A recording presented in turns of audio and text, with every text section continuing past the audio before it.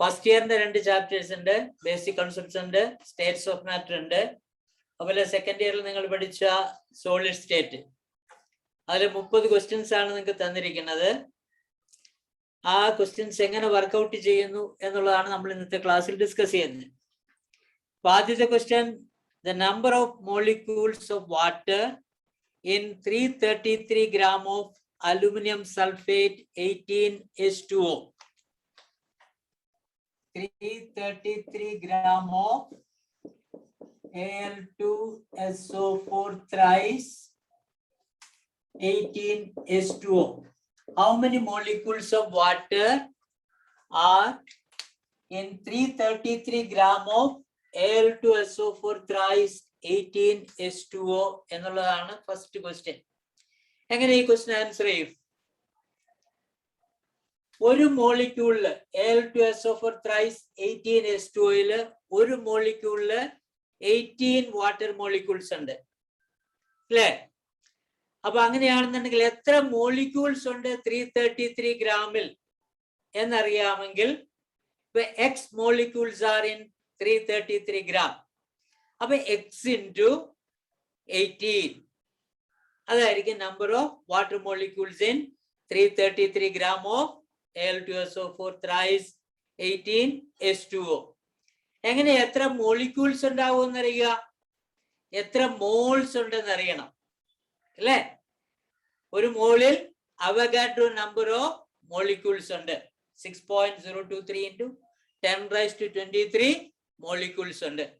അപ്പൊ എത്ര മോൾസ് ഉണ്ടോ into Avogadro number, that will give the number of molecules. എങ്ങനെയാ നമ്പർ ഓഫ് മോൾസ് കണ്ടുപിടിക്കുക?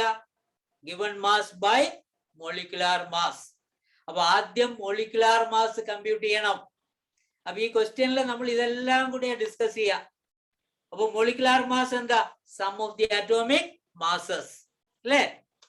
അപ്പൊ therefore Al2SO4 thrice 18H2O യുടെ മോളിക്കുലാർ മാസ് എന്ന് പറഞ്ഞാൽ 2 atoms of aluminum. അപ്പൊ 27 into 2 അറ്റോമിക് വെയിറ്റ് അറിയണം 54 plus SO4 sulfate ion. Sulfate ion means 1 sulfur atom and 4 oxygen atom. 32 and 16 into 4, that is 64 plus 32 96. അപ്പൊ 96 into 3 SO4 thrice ആണ്. അപ്പൊ 96 into 3 എത്രയാ? 96 into 3 എന്ന് പറയുമ്പോ എത്രയാ? 2 എത്രയാ? 318 ആ 27 ഒന്നും 288. അപ്പൊ 288 18H2O 18 into 18 ഒരു water molecule 18 gram 1 mole. Therefore 18 into 18 means 18 into 18 എത്രയാ?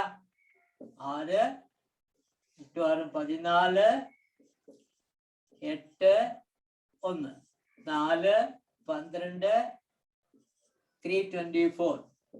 അപ്പൊ ഇതെല്ലാം കൂടെ കൂട്ടുമ്പോ 666 എന്ന് കിട്ടും. എത്ര കിട്ടും? 666. അപ്പൊ 1 mole of Al2SO4 thrice 18H2O means 666 gram. That is molecular mass of Al2SO4 thrice 18H2O is 666. About how many moles of Al2SO4 thrice 18H2O is in 333 gram? 333 by 6666. That is half mole, 0.5 mole. Therefore, number of moles is 0.5. 0.5 into 1 molecule containing 18 molecules of water. 1 mole contain 18 into 6.023 into 10⁻23. That means 0.5 into 18, 9 into 6.023 into 10⁻23. This is the answer. That is the number of water molecules present in 333 gram of Al2SO4 thrice 18H2O is 9 into 6.023 into 10⁻23. Therefore, the choice is D. അപ്പൊ ഇങ്ങനെയാണ് നമ്മൾ ആ ക്വസ്റ്റ്യന്റെ ആൻസറിലേക്ക് വരിക. അപ്പൊ choice എയിൽ 18 എന്നുണ്ട്. പെട്ടെന്ന് കാണുമ്പോൾ Al2O sulfur 18 18 എന്ന് തോന്നാം. അതുപോലെ ചോയ്സ് സിയില് 18 into അവഗാഡ്രോ നമ്പർ ഉണ്ട്. പക്ഷെ choice ഡിയില് 9 into 6.023 into 10⁻23. Therefore, the answer is D, 9 into 6.023 into 10⁻23. Second question, number of molecules in 100 ml of each of oxygen, ammonia and carbon dioxide at STPR. And the law is Avogadro's law. And the Avogadro's law states equal volumes of all gases under the same condition of temperature and pressure contains equal volume, equal number of molecules. That is, equal volumes of all gases under the same condition of temperature and pressure contain same number of molecules. That is Avogadro's law.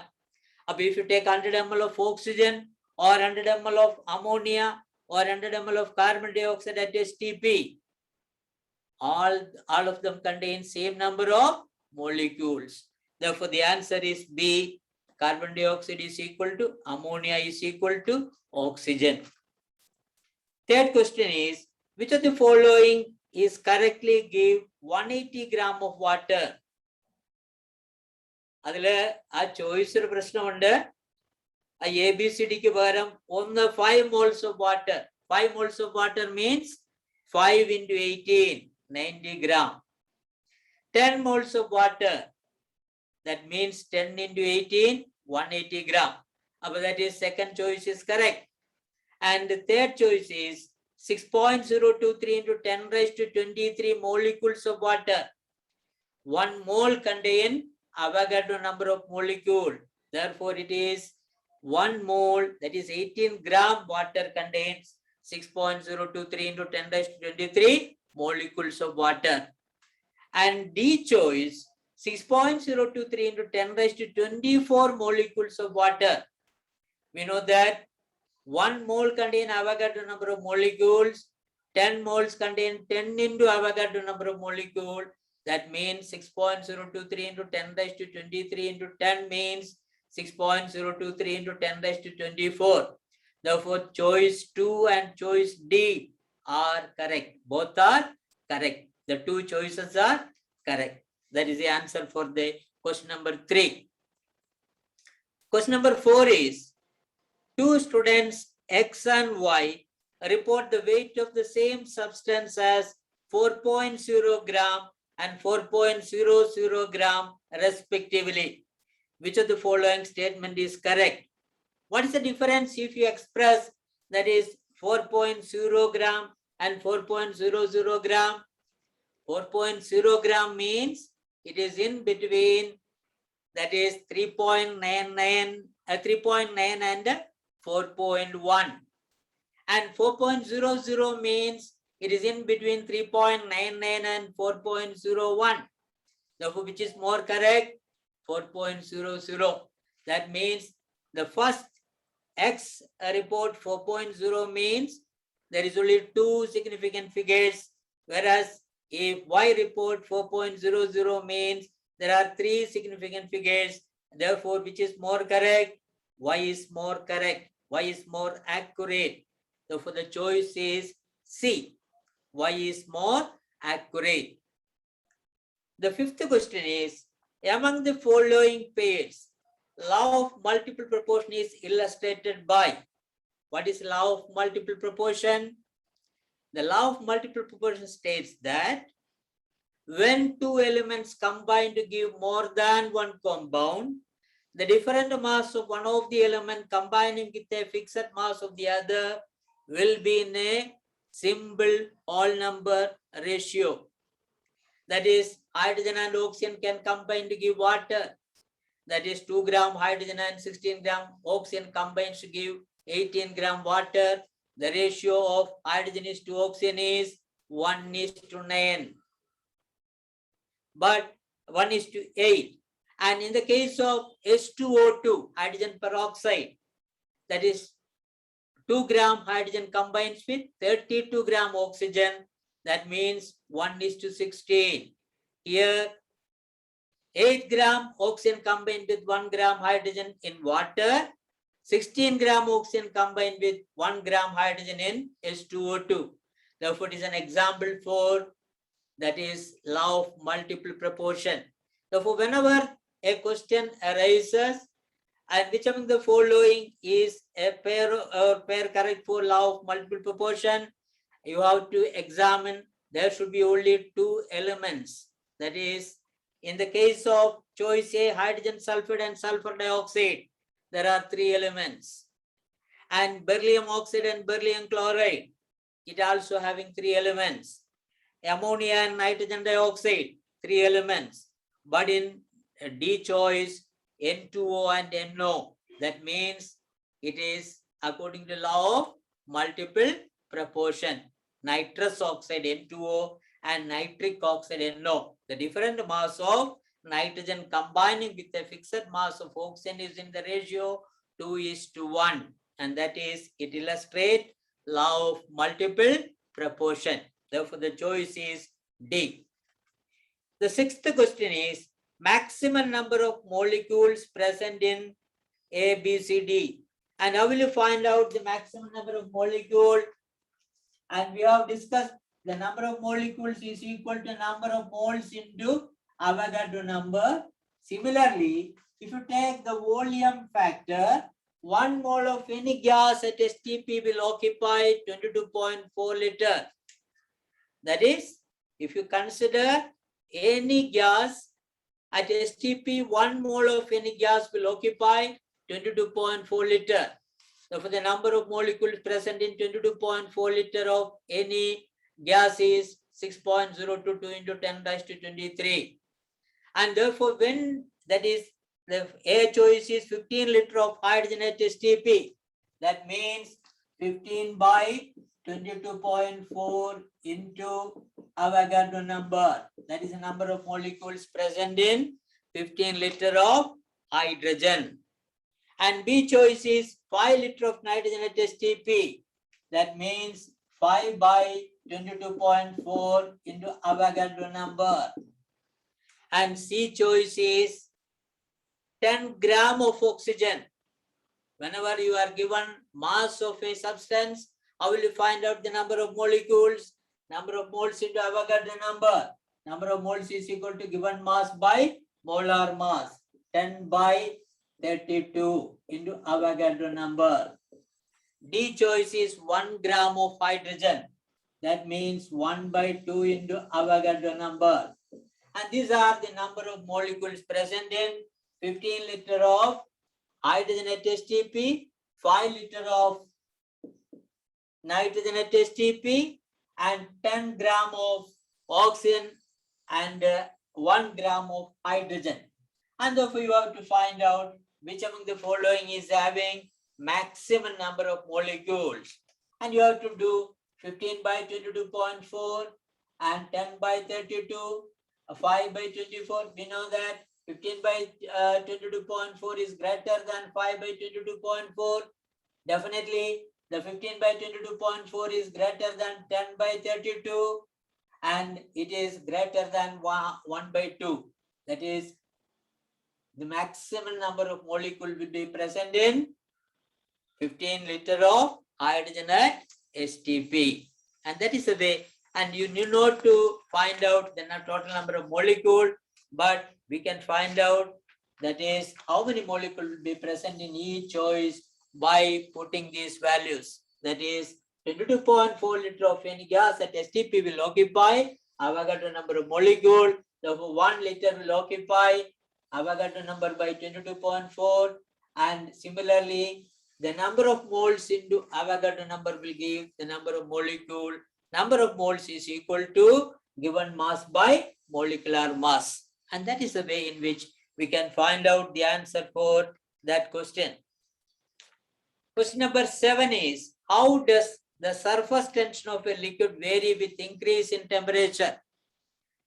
And when the temperature increases, what happens to intermolecular force of attraction? Intermolecular force of attraction decreases. And therefore, when the intermolecular force of attraction decreases, definitely the surface tension will also decreases. Therefore, when temperature increases, the surface tension decreases. Therefore, the answer is B. 3 different gases, X, Y, and Z of molecular mass 2, 16, and 64 were enclosed in a vessel at constant temperature till equilibrium is reached. Which statement is correct? How will you find out? That is X, Y, Z. X is having molecular mass 2 and Y is having molecular mass 16 and Z is having molecular mass 64. It may be hydrogen as well as it may be methane or it may be sulfur dioxide.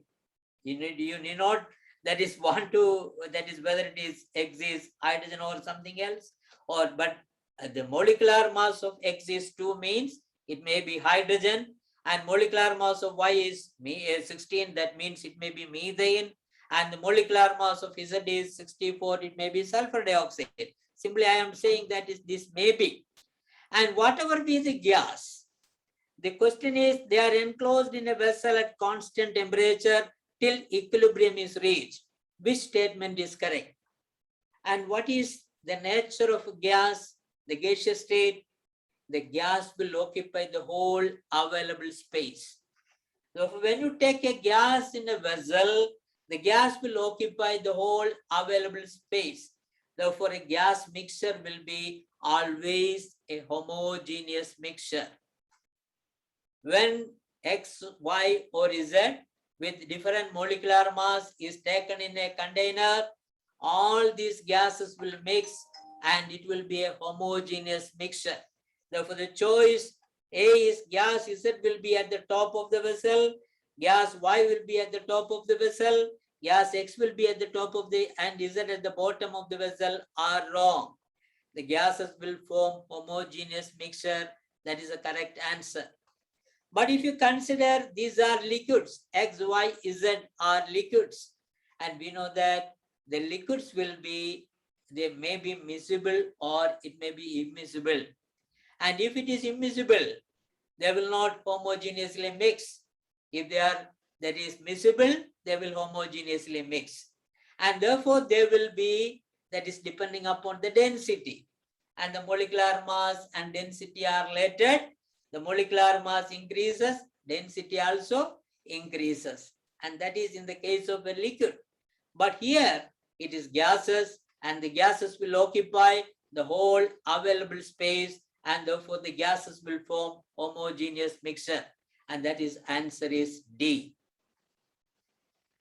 Question number 9 is, a gas can be liquefied at temperature T and pressure P provided. And what do you mean by the liquefaction of gas? A gas can be liquefied. What is the difference between gas, liquid, and solid? The intermolecular force of attraction is maximum in a solid and it is least in a gas. And when the intermolecular force of attraction increases, a gas can be liquefied. How the intermolecular force of attraction can be increased? When the gas molecule come closer. And the gas molecule can come closer when the pressure increases. Therefore, to liquefy a gas, you have to increase the pressure. We know that the Boyle's law states the pressure and volume are inversely proportional at a particular temperature. And that is when the pressure increases, the volume decreases, and the gas molecule come closer, and the intermolecular force of attraction increases, and gas can be liquefied.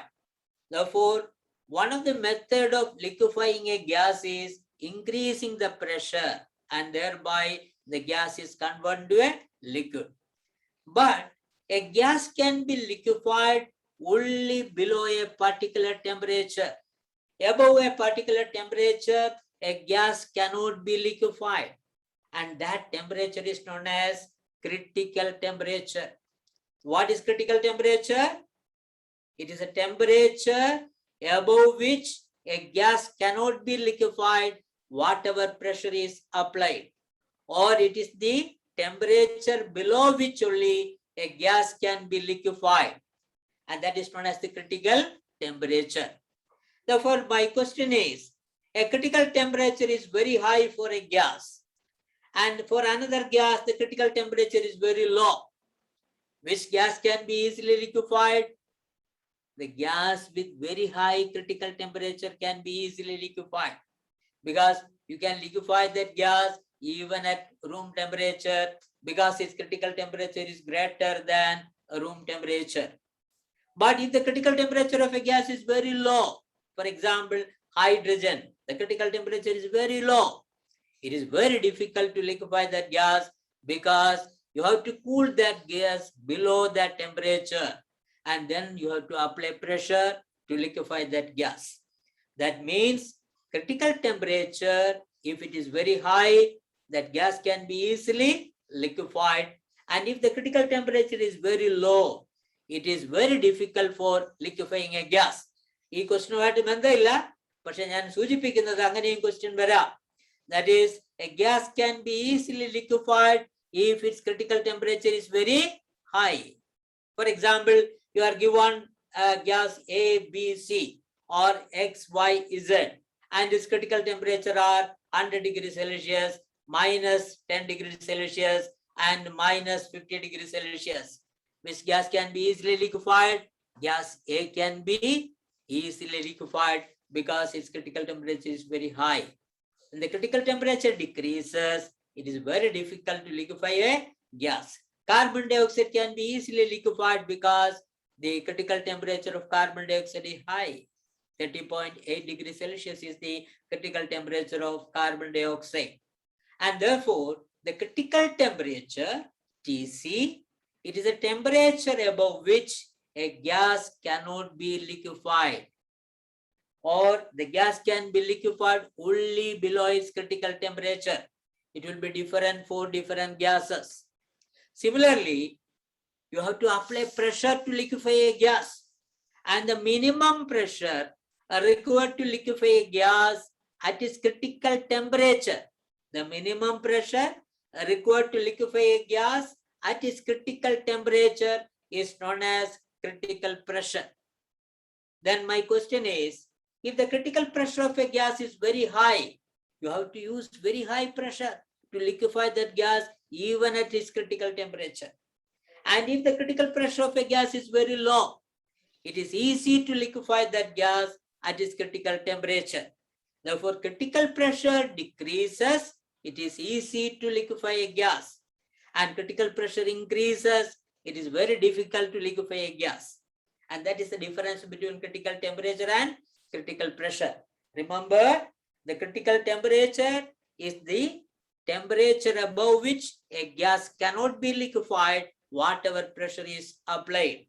And critical pressure is the minimum pressure required to liquefy a gas at its critical temperature. Therefore, the easiness to liquefy a gas is if the temperature is below its critical temperature and the temperature is above its critical pressure. That is, critical pressure increases, the easy to liquefy. The critical temperature increases, it is easy to liquefy a gas, and critical pressure decreases, it is easy to liquefy a gas. And now the choice A is T is equal to Tc, that is, temperature is critical temperature, and P is less than critical pressure. That gas cannot be liquefied because the pressure is less than critical pressure. Choice B is T is less than critical temperature, then it can be liquefied because the gas can be liquefied below its critical temperature. And if the temperature is less than critical temperature, it is easy to liquefy. And if P is greater than critical pressure, then also it can be liquefied. Therefore, a gas can be liquefied at temperature T and pressure provided T is less than Tc and P is greater than Pc. What is Tc? Critical temperature. And what is PC? Critical pressure. Remember, the critical temperature is the temperature below which only a gas can be liquefied. And if the critical temperature for different gases are different and critical temperature decreases, it is easy to liquefy a gas. And critical pressure is the minimum pressure required to liquefy a gas at its critical temperature, and critical pressure decreases, it is easy to liquefy that gas. And that is critical temperature and critical pressure. Now, the question for 9th question, the answer is B. The 10th question is, the compressibility factor for hydrogen and helium is. What do you mean by compressibility factor? What is ideal gas equation? Ideal gas equation is PV is equal to nRT. What is P? P is the pressure of the gas, V is the volume of the gas, N is the number of moles, and R is the universal gas constant, and T is the temperature in Kelvin scale. This is the ideal gas equation. An ideal gas is a gas which obeys Boyle's law, Charles' law, etc. under all conditions of temperature and pressure. And this is the ideal gas equation. PV is equal to nRT. And in the case of compressibility factor Z, it is equal to, that is PV by nRT. And we know that for an ideal gas, PV is equal to nRT. Therefore, definitely PV by nRT will be having the value equal to 1.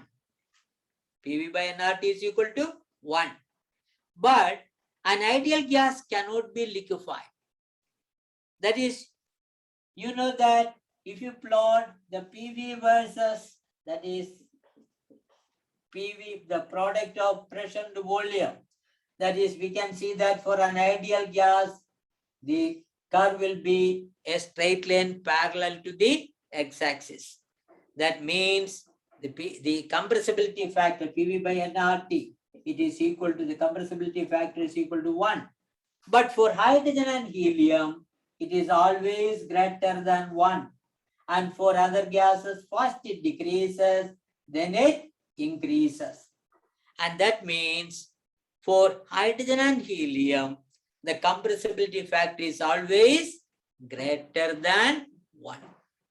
And it is very difficult for liquefying hydrogen and helium.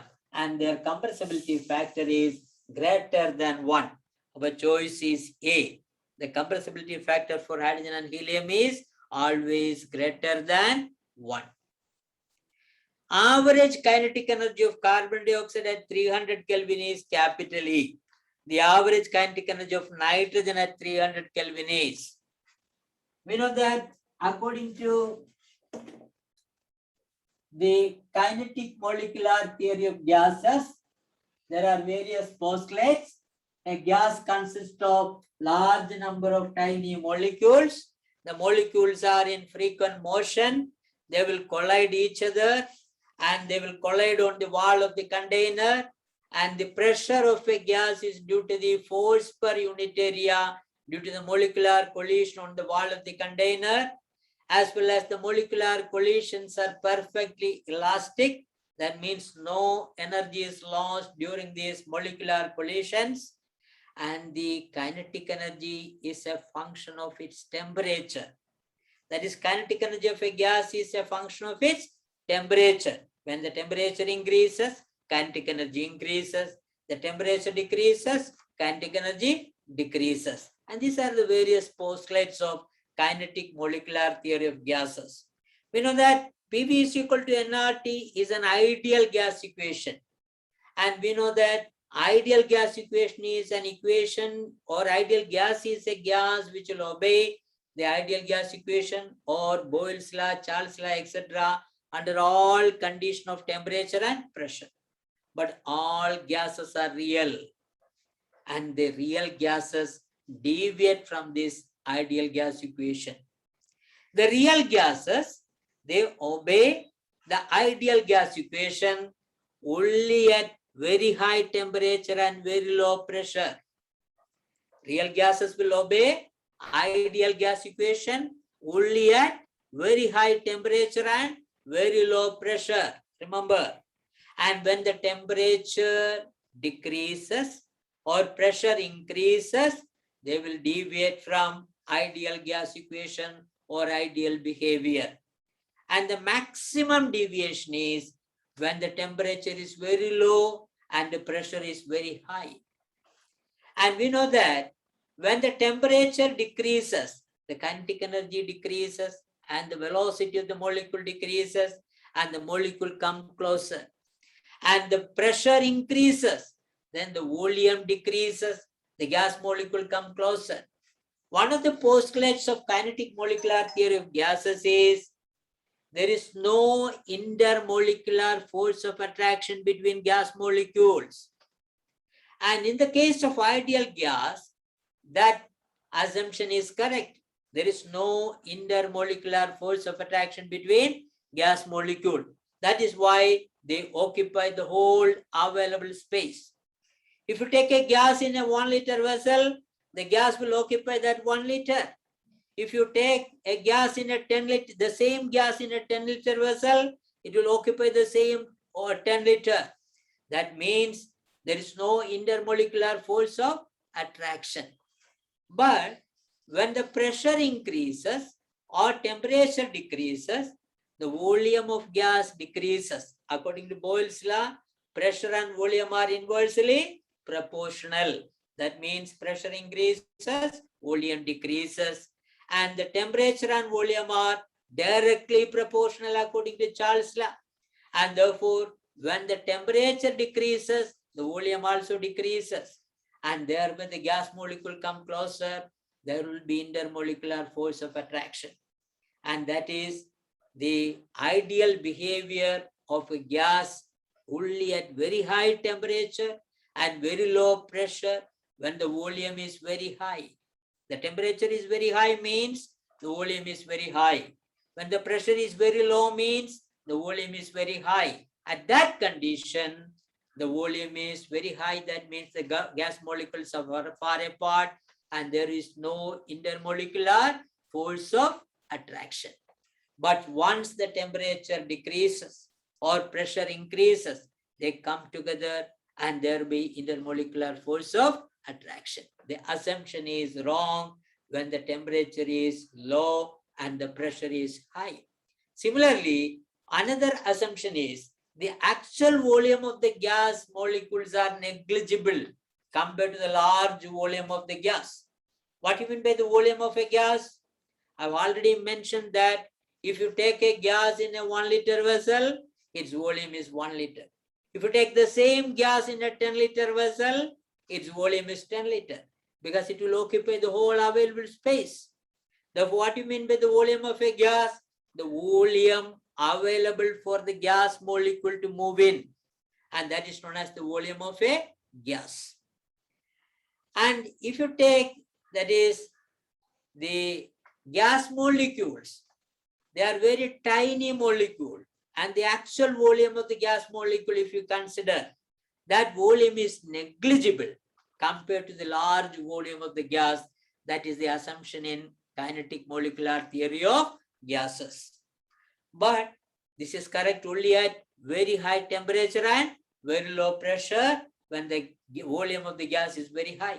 Once the temperature decreases or pressure increases, the volume of the gas decreases and the gas molecule come closer, and thereby the intermolecular force of attraction increases and the availability of the gas molecule to move in decreases. And that is, it is not the volume of the volume of the gas molecule should be also considered. And considering these two aspects, and what is the difference if there is intermolecular force of attraction or if there is no intermolecular force of attraction? We know that the pressure of the gas is due to the molecular collision on the wall of the container. And in an ideal gas, the gas molecule collide on the wall of the container and it exerts a force per unit area, and that is known as the pressure of the gas. But in a real gas, if there is intermolecular force of attraction, when a gas molecule is going to collide on the wall of the container, a gas molecule from inside will attract it. and thereby the force is decreased. And the pressure measured in the case of a real gas is less than the pressure for an ideal gas. Therefore, van der Waals introduced a pressure correction factor, and the pressure correction factor is n square A by V square. Therefore, P into V, n square A by V square, it is the pressure correction factor. Similarly, the volume, it is actual volume of the gas molecule is to be considered, and therefore it should be excluded from the volume of the container. Therefore, volume will be V minus NB. It is equal to nRT. This is known as the van der Waals equation for real gases or real gas equation. And in the case of very high temperature and very low pressure, the volume is very high, and therefore n square A by V square is negligible, and therefore P plus n square A by V square become P. And in the case V is very high, V minus NB is almost equal to V. Therefore, the equation become PV is equal to nRT. That is, real gases obeys ideal gas equation at very high temperature and very low pressure. That is, the volume is very high.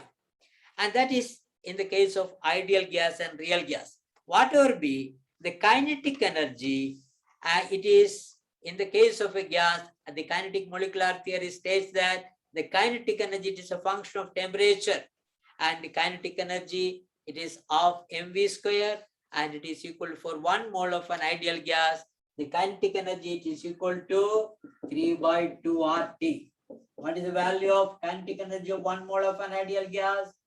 It is 3 by 2 RT. That means it depends only on temperature. 3 by 2, it is a constant. R is universal gas constant, and therefore 3 by 2 R into T. That means kinetic energy depends only on the temperature. That is, whatever be the gas, the temperature, if it is same, the kinetic energy will be same. And for 1 mole of an ideal gas, this is the kinetic energy, and average kinetic energy means it is divided by, that is, the number of molecules. For 1 mole, there is Avogadro number of molecules. Therefore, 3 by 2 into R by Na into T, that is the average kinetic energy per molecule. And R by Na, it is another constant which is known as Boltzmann constant, K into T. Therefore, whatever be the gas, its kinetic energy will be same provided the temperature is same. Therefore, average kinetic energy of carbon dioxide at 300 Kelvin is E, and the average kinetic energy of nitrogen or oxygen or any gas at 300 Kelvin will be the same E. Therefore, the answer is A, and that about the kinetic energy. The 12th question is, 500 ml of nitrogen at 27 degrees Celsius is cooled to minus 5 degrees Celsius. At the same pressure, the new volume is. It is the Charles law. The volume and temperature are directly proportional, or V by T is a constant. V1 by T1 is equal to V2 by T2. According to Charles law, V1 by T1 is equal to V2 by T2. And therefore, 500 ml of nitrogen at 27 degrees Celsius. Remember, the temperature should be in Kelvin scale. Therefore, 500 by 300 is equal to V2 by minus 5 degree means that is 268 Kelvin. And therefore, V2 is equal to 268 into 500 by 300, or it is equal to 268 into 5 by 3, and the answer will be 446.66. Therefore, the choice is B, and that about the Charles law. In the case of Boyle's law, PV is a constant, that is P1 V1 is equal to P2 V2. And in the case of Charles law, V by T is a constant, V1 by T1 is equal to V2 by T2. According to Avogadro's hypothesis, equal volumes of all gases under the same condition of temperature and pressure contain same number of molecules, and the V is proportional to N provided the temperature and pressure are constant, or V by N, it is a constant. V by N a constant means the molar volume is a constant at a particular temperature and pressure. And at STP, its value is 22.4 liter. And that about the Boyle's law, Charles' law, and Avogadro's hypothesis. Then question number 13, it is from solid state. The element copper has FCC lattice, BCC lattice, and any of these, none of these. And what is FCC lattice and BCC lattice and HCP lattice, etc.? We know that a crystal, the pure solid is crystalline solid, and crystalline solid is having long range order. That means there is a definite pattern of arrangement throughout the crystal. And if you consider the particles or atoms or molecules, they are having spherical nature, and we can arrange them in various ways. There is square close packing, there is hexagonal close packing, and if you consider the square close packing, there is coordination number of square close packing 2-dimensionally 4, 3-dimensionally 6. In hexagonal close packing, it is 2-dimensionally 6 and 3-dimensionally 12. And HCP means AB close packing. That is the first layer, the second layer, the third layer is a repetition of the first layer. That is known as AB close packing. And that is known as HCP, hexagonal close packing structure. But the third layer, it is not the repetition of the first layer, then it is ABC close packing. The fourth layer will be a repetition of the first layer. And that ABC close packing will result as the cubic close packing structure, CCP. And that about in the case of FCC. The CCP means cubic close packing, and the cubic close packing will result as face-centered cube. That is, if you consider there are 7 primitive unit cells. What do you mean by unit cell? The smallest part of a crystal, which when repeated 3-dimensionally give the whole crystal, is known as the unit cell. And the unit cell will have the length, breadth, height, as well as angles between these alpha, beta, and gamma. Therefore, there are 3 edges, A, B, C, as well as 3 angles, alpha, beta, and gamma. If you consider cube means A is equal to B is equal to C, alpha is equal to beta is equal to gamma is equal to 90. And similarly, there are 7 primitive unit cells. And anyway, that is, this primitive unit cell means there is structural particle only at the corners. A simple cube is a primitive unit cell. There are 8 structural particles at the 8 corners of a cube. A cube will have 6 faces and 12 edges and 8 corners. And if you consider there is a structural particle at the center of the cube, in addition to the 8 corners, it is known as body-centered cube, BCC. And if there are structural particles at the centers of 6 faces, it is FCC, face-centered cube. And cubic close packing will result as face-centered cube, FCC. And that was FCC. And the element copper always crystallizes as FCC lattice. It is cubic close packing structure, and therefore it will crystallize as FCC, face-centered cube. The coordination number of Na plus and Cl minus ions in sodium chloride. What do you mean by coordination number? Equidistant nearest neighbors. Coordination number is equidistant nearest neighbors. In sodium chloride, we know that the chloride ion, which is larger in size, it forms the cubic close packing structure, and the sodium ion will occupy all the octahedral voids. You know that there are 2 types of voids, the tetrahedral void and the octahedral void. The tetrahedral void is constituted by 4 spheres. If there is a sphere, above that there are 3 spheres and a void is created, that void is called tetrahedral void. And the radius of the tetrahedral void depends upon the radius of the spheres which constitute the tetrahedral void. If the capital R is the radius of the spheres which constitute the closed packing structure, the radius of the tetrahedral void is 0.225 times the radius of the spheres. Radius of the tetrahedral void is equal to, that is 0.225 times the radius of the spheres which constitute the closed packing structure. And if 3 spheres are coming closer and without covering that void, that other 3 spheres are above that, that means 2 tetrahedral voids are connected together, it will constitute the octahedral void. Its coordination number is 6.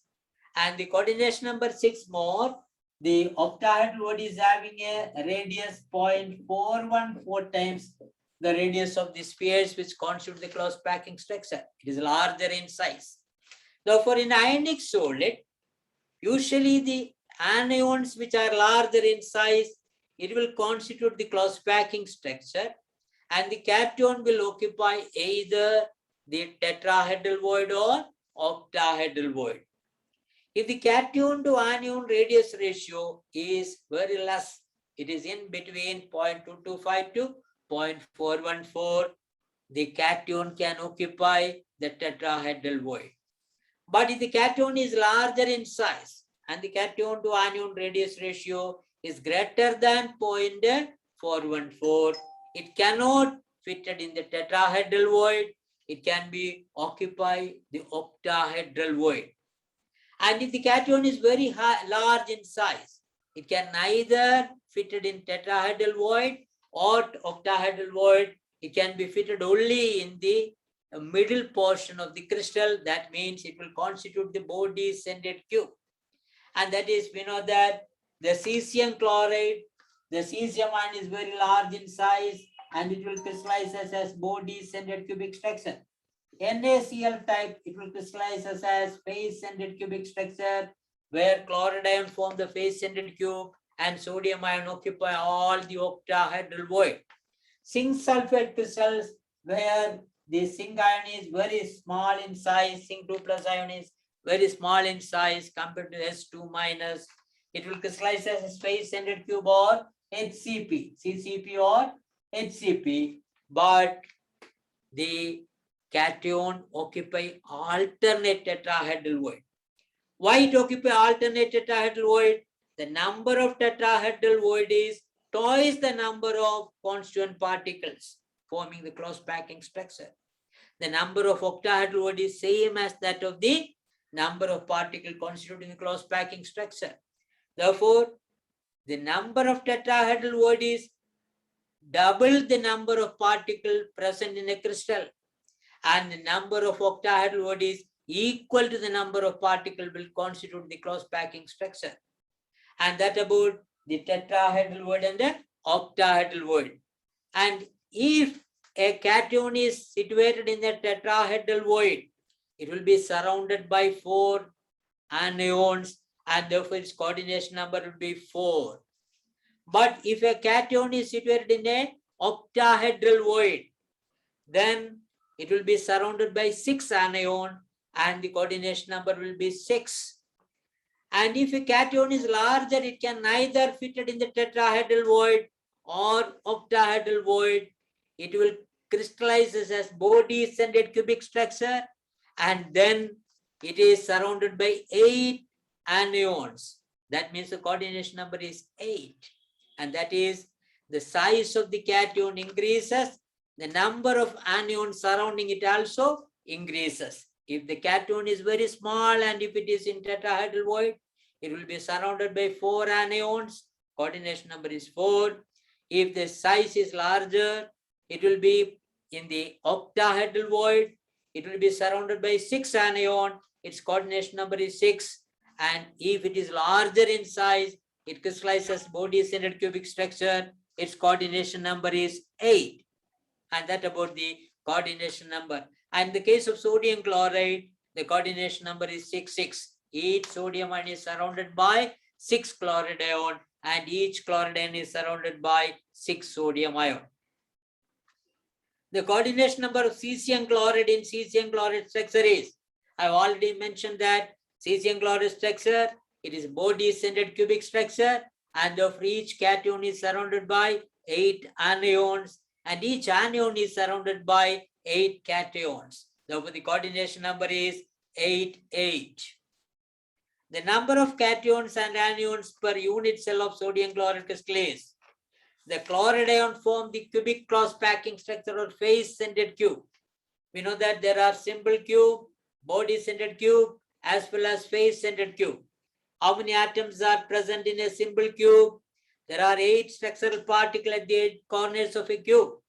But all the structural particles are not related to that simple cube. It will be shared by other cubes. And therefore, each corner is shared by 8 unit cells. And therefore, the share towards the simple unit cell is 1 by 8. And 1 by 8 into 8, there is only 1 structural particle per unit cell. That is, number of atom per unit cell of a simple cube is 1.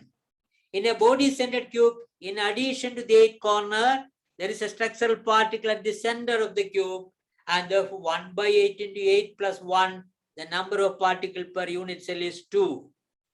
And in face-centered cube, there are 8 structural particles at the 8 corners, and therefore 1 by 8 into 8 plus there are 6 structural particles at the centers of 6 faces. Each structural particle at the face of a cube is shared by 2 unit cells. Therefore, the share towards the simple unit cell is half. Therefore, half into 6, 3. About 1 by 8 into 8, 1 plus half into 6, 3. 1 plus 3, 4. The number of molecules per unit cell is 4.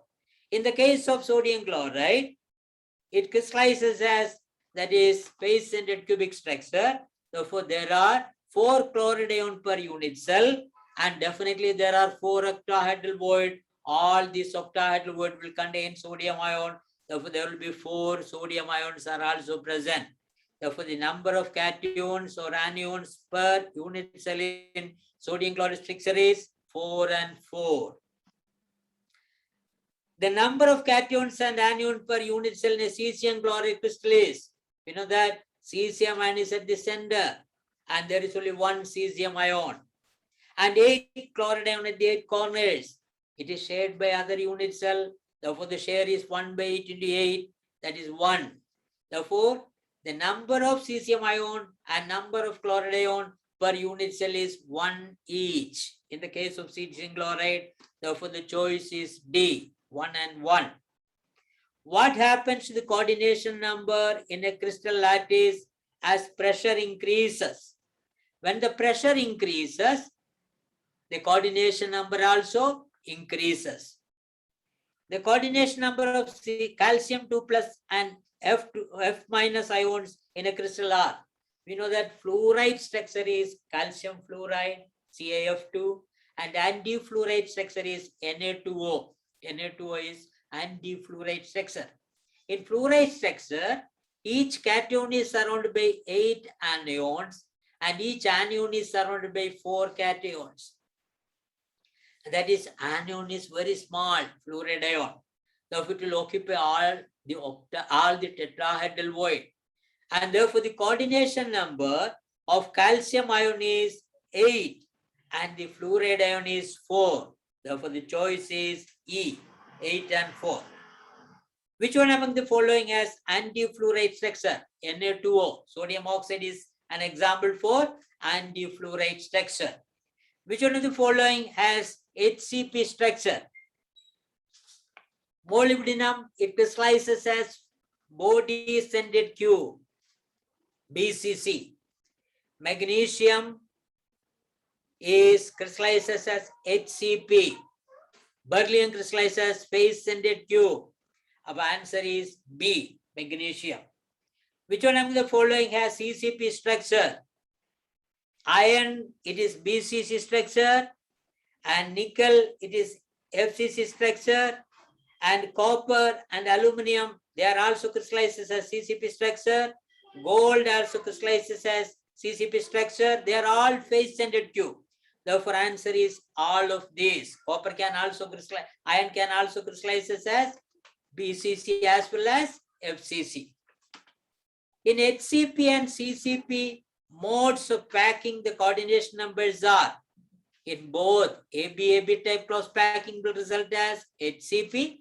ABC cross packing will result as CCP. In both, the coordination number is 12 each. The radius of octahedral void is, I have already mentioned, it is 0.225 times the radius of the spheres. The coordination number of octahedral and tetrahedral void are respectively, coordination number of octahedral void is 6 and the coordination number of tetrahedral void is 4. Therefore, the choice is C. In sodium chloride crystal, Na plus ions are present in octahedral void. I have already mentioned. In zinc sulfate crystal, zinc 2 plus ions occupy alternate tetrahedral voids. We know that the sulfide ion form the CCP and the number of tetrahedral would be twice. All the tetrahedral voids are not occupied by zinc 2 plus ion because the ratio of zinc and sulfur is 1:1.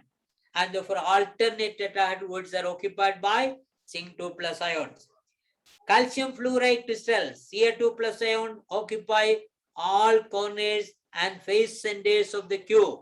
That is, calcium 2 plus ion form the cross packing structure, CCP, and fluoride ion occupy all the tetrahedral void. The correct value of gas constant R is 0.082 liter atmosphere per Kelvin per mole. Remember, it is 0.082 liter atmosphere per Kelvin per mole. For an ideal gas, the number of moles of gas per liter is, that is, we know that PV is equal to nRT. For 1 mole, it is PV is equal to RT. And what is the volume occupied by 1 mole of a gas is V is equal to P by RT. The choice is D.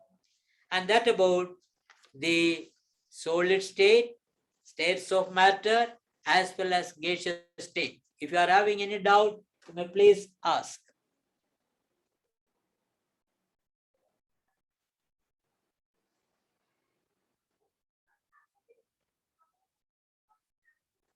Otherwise, okay. Thank you very much.